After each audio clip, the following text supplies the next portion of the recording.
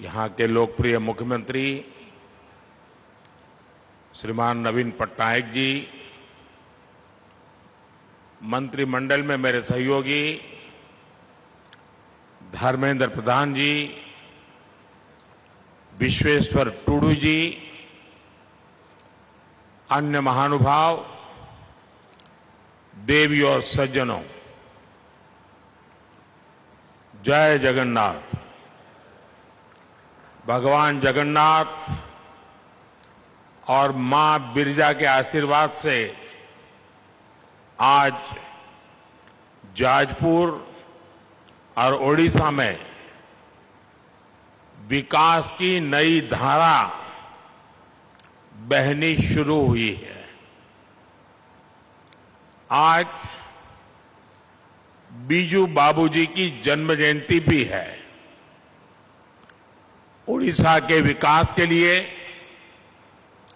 देश के विकास के लिए बीजू बाबू का योगदान अतुलनीय रहा है। मैं समस्त देशवासियों की तरफ से श्रद्धेय बीजू बाबू को श्रद्धासुमन अर्पित करता हूं, उन्हें नमन करता हूं।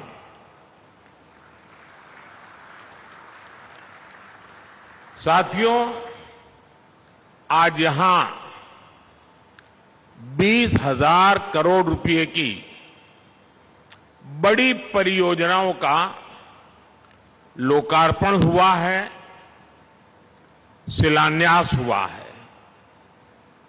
पेट्रोलियम, प्राकृतिक गैस और परमाणु ऊर्जा से जुड़ी योजनाएं हो,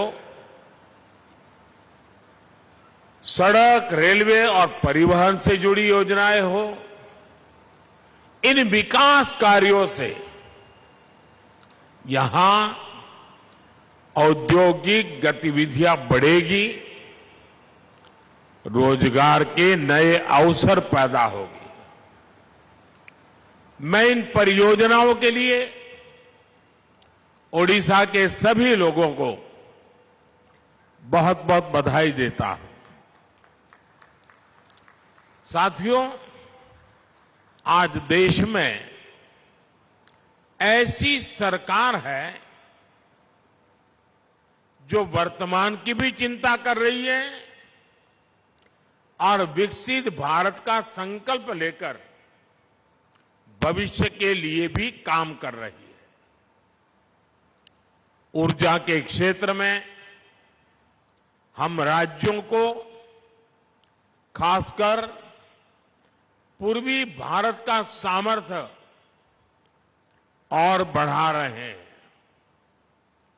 ऊर्जा गंगा परियोजना के तहत 5 बड़े राज्य उत्तर प्रदेश, बिहार, झारखंड, पश्चिम बंगाल और ओडिशा में नेचुरल गैस की सप्लाई के लिए बड़े प्रोजेक्ट चल रहे हैं।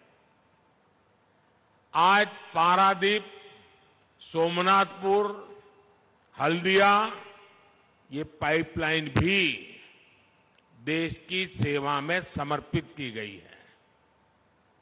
आज पारादीप रिफाइनरी में नेचुरल गैस प्रोसेसिंग की एक यूनिट का उद्घाटन हुआ है। पारादीप रिफाइनरी में मोनो एथिलीन ग्लाइकोल के नए प्लांट का भी लोकार्पण हुआ है। इससे पूर्वी भारत के पॉलिस्टर उद्योग में नई क्रांति आएगी। इस परियोजना से भद्रक और पारादीप में बन रहे टेक्सटाइल पार्क को भी कच्चा माल आसानी से उपलब्ध होगा। साथियों, आज का ये आयोजन इस बात की भी पहचान है कि बीते वर्षों में हमारे देश में वर्क कल्चर कितनी तेजी से बदला है। पहले की सरकारों की दिलचस्पी परियोजनाओं को समय पर पूरा करने में नहीं होती थी, जबकि हमारी सरकार जिस परियोजना की नींव रखती है उसे तेजी से पूरा करने का प्रयास भी करती है। 2014 के बाद देश में ऐसी अनेक परियोजनाएं पूरी कराई गई हैं जो अटकी पड़ी थी, लटकी हुई थी और भटकी हुई भी थी। पारादीप रिफाइनरी की चर्चा भी 2002 में शुरू हुई, लेकिन 2013-14 तक कुछ नहीं किया गया। ये हमारी सरकार है जितने पारादीप रिफाइनरी का काम पूरा कराया। आज ही तेलंगाना के सांगारेड्डी में मैंने पारादीप हैदराबाद पाइपलाइन प्रोजेक्ट का लोकार्पण किया। 3 दिन पहले पश्चिम बंगाल के आरामबाग में हल्दिया से बरौनी तक 500 किलोमीटर से ज्यादा लंबी क्रूड ऑयल पाइपलाइन भी शुरू हुई है। साथियों, पूर्वी भारत को प्राकृतिक संसाधनों का असीम वरदान मिला है। हमारी सरकार इन संसाधनों को उड़ीसा जैसे राज्य की दुर्लभ खनिज संपदा को इसके विकास के लिए इस्तेमाल कर रही है। आज गंजम जिले में एक डिसैलिनेशन प्लांट की आधारशिला रखी गई है। इसका लाभ उड़ीसा के हजारों लोगों को मिलेगा। इस प्रोजेक्ट से हर रोज 50 लाख लीटर खारे पानी को पीने लायक बनाया जाएगा। साथियों, ओडिशा के संसाधन राज्य की औद्योगिक ताकत और बढ़ाएं, इसके लिए केंद्र सरकार यहां आधुनिक कनेक्टिविटी पर भी बल दे रही है। पिछले 10 वर्षों में इस दिशा में अभूतपूर्व काम हुआ है। बीते 10 वर्षों में हमने ओडिशा में करीब 3000 किलोमीटर के नेशनल हाईवे बनाए, रेलवे का बजट करीब 12 गुना बढ़ाया है।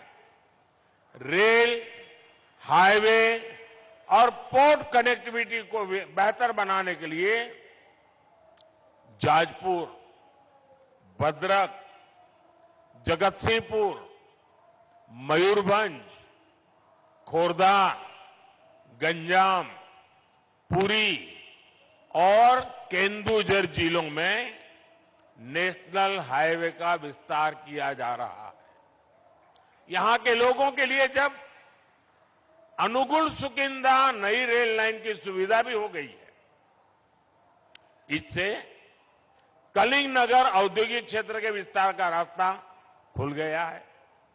ओडिशा के विकास के लिए केंद्र सरकार ऐसे ही तेज गति से काम करती रहेगी।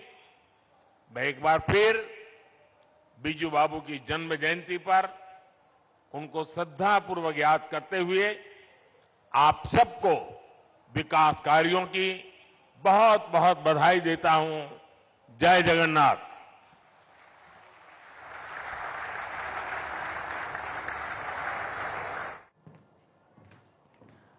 तो देखिए, प्रधानमंत्री नरेंद्र मोदी को आप सुन रहे थे। ओडिशा के दौरे पर पीएम नरेंद्र मोदी आज मौजूद और कई सौ करोड़ की परियोजनाओं की शुरुआत यहां पर प्रधानमंत्री के द्वारा की गई है। बड़ी सौगात ओडिशा वासियों को दी गई है, करोड़ों की योजनाओं की सौगात दी गई है और 400 पार के नारे को बुलंद करते हुए 2024 के इलेक्शन के रण से निकट यहां पर ओडिशा के दौरे पर प्रधानमंत्री नरेंद्र मोदी।